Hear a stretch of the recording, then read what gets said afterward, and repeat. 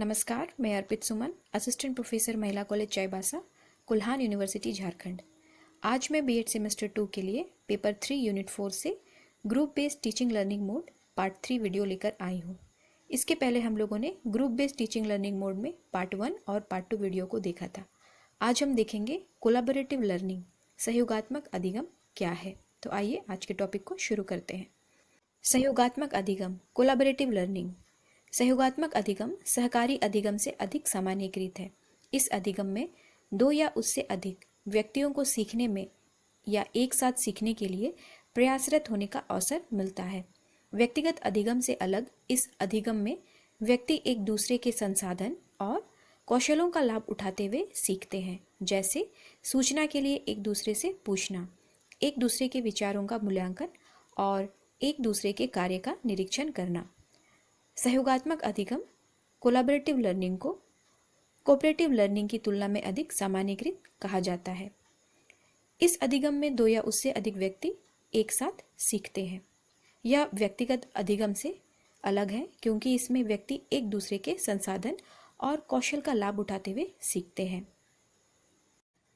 विशिष्ट रूप से कहे तो सहयोगात्मक अधिगम का आधार व्यक्तियों के समूह में ज्ञान का सृजन, सदस्यों द्वारा पारस्परिक अंतःक्रिया कर, अनुभवों को बांटकर तथा सक्रिय भूमिका निभाकर है।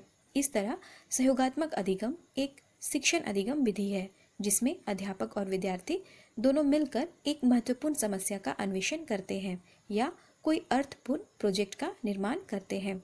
सहयोगात्मक अधिगम कोलैबोरेटिव लर्निंग नाम से स्पष्ट है कि इस अधिगम में सहयोग की भावना होती है, इसलिए यहाँ कहा जा रहा है कि सहयोगात्मक अधिगम का आधार व्यक्तियों के समूह में ज्ञान का सृजन है, सदस्यों का आपस में अंतःक्रिया है, यहाँ अनुभवों को बांटा जाता है तथा सबकी सक्रिय भूमिका होती है और इसमें अध्यापक और विद्यार्थी दोनों मिलकर कार्य करते हैं, किसी समस्या का समाधान खोजते हैं या कहें कि किसी अर्थपूर्ण प्रोजेक्ट का निर्माण करते हैं। इस तरह से इसमें विद्यार्थी और शिक्षक मिलकर काम करते हैं। सहयोगात्मक अधिगम के उदाहरण अब हम देखेंगे। Example of collaborative learning. विद्यार्थियों का एक समूह व्याख्यान पर चर्चा करता है या विभिन्न विद्यालय के विद्यार्थी इंटरनेट पर मिलकर साझा दत्त कार्य करते हैं। यह दोनों सहयोगात्मक अधिगम के उदाहरण हैं। जब विद्यार्थियों का समूह किसी लेक्चर पर डिस्कशन करता है, व्याख्यान पर चर्चा करता है या विभिन्न विद्यालय के विद्यार्थी इंटरनेट पर मिलकर के अपने असाइनमेंट को करते हैं तो इसे सहयोगात्मक अधिगम कहते हैं। सहकारी तथा सहयोगात्मक अधिगम में अंतर, difference between cooperative and collaborative learning, जिसमें सबसे पहले है सहयोगात्मक अधिगम किसी भी समय हो सकता है, जैसे गृह कार्य पूरा करने के लिए विद्यार्थी एक दूसरे की सहायता करते हैं, जबकि सहकारी अधिगम तब होता है जब विद्यार्थी एक स्थान पर मिलकर किसी संरचित प्रोजेक्ट पर छोटे समूह में कार्य करते हैं। यहाँ पर स्पष्ट रूप से यह बताया जा रहा है कि सहयोगात्मक अधिगम में सहयोग की भावना होती है और किसी भी समय हो सकता है, जैसे होमवर्क पूरा करने के लिए स्टूडेंट जब एक दूसरे की हेल्प करते हैं तो वो सहयोगात्मक अधिगम है, जबकि सहकारी अधिगम तब होता है जब विद्यार्थी एक स्थान पर मिलकर किसी संरचित प्रोजेक्ट पर काम करते हैं या पहले से स्ट्रक्चर्ड ग्रुप होता है।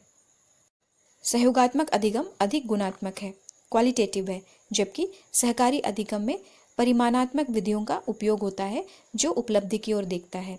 सहकारी अधिगम अचीवमेंट की ओर देखता है और इसमें क्वालिटेटिव मेथड्स का उपयोग किया जाता है।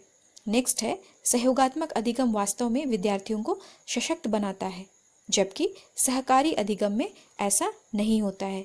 क्यों ऐसा नहीं होता है? क्योंकि इसमें शिक्षक के इच्छा के अनुसार कार्य करना पड़ता है और सही या स्वीकार्य उत्तर देने के लिए भी उन्हें कहा जाता है।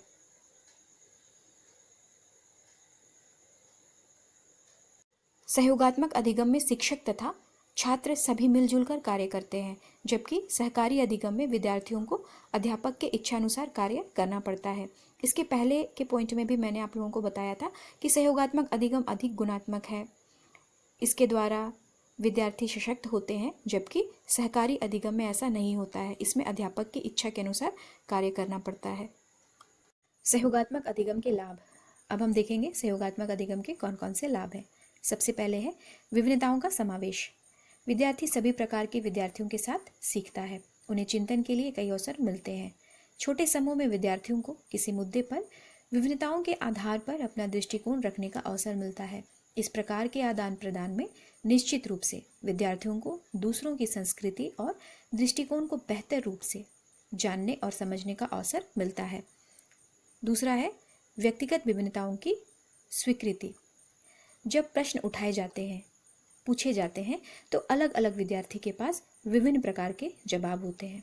प्रत्येक जवाब समूह को एक ऐसे उत्पाद तैयार करने में सहायता करता है जो विस्तृत रूप से भिन्न दृष्टिकोण को प्रदर्शित करता है और इस प्रकार अधिक पूर्ण और व्यापक उत्तर की प्राप्ति होती है। नेक्स्ट है अंतर्वैयक्तिक विकास। विद्यार्थी अपने सहपाठियों और अन्य शिक्षार्थियों के साथ समूह में कार्य करते हुए अपने आप को जोड़ना सीख लेते हैं, जिससे उनमें सामाजिक कौशलों का विकास होता है। नेक्स्ट है अधिगम में विद्यार्थी की सक्रिय सहभागिता। छोटे समूह में प्रत्येक सदस्य के पास अपना योगदान देने के लिए अवसर होता है। सभी सदस्य सक्रिय रहते हैं। नेक्स्ट है व्यक्तिगत अनुवर्तन के लिए अधिक अवसर। छोटे समूह में विचार आदान प्रदान के लिए अधिक अवसर उपलब्ध होने के कारण विद्यार्थी अपने विचार व जवाब के बारे में व्यक्तिगत रूप से अनुवर्तन प्राप्त करते हैं। बड़े समूह में इस प्रकार के अनुवर्तन प्रायः संभव नहीं होते हैं। इसमें 1 या 2 विद्यार्थी अपने विचारों को प्रकट करते हैं, बाकी सब सुनते हैं। तो इस तरह से हमने देखा सहयोगात्मक अधिगम के लाभ। हमारा आज का टॉपिक यहीं पे ख़त्म होता है। धन्यवाद।